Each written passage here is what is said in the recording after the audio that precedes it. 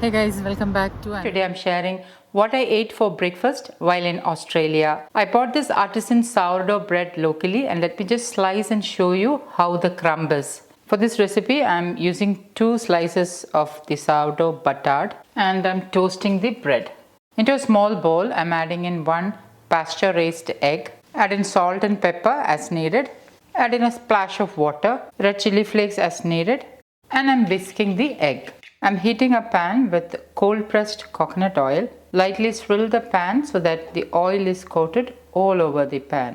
Add in half chopped onion, a large handful of baby palak leaves. Cover for a minute or 2 so that the leaves are wilted. 2 minutes later, open the lid. Add in salt as needed, black pepper as needed, and then add in the beaten egg. With a spatula, I am scrambling the egg.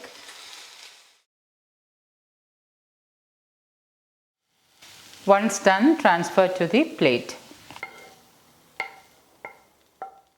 And I'm going to enjoy this with my toasted sourdough buttered. Thank you for watching, and until next time, take care. Bye-bye.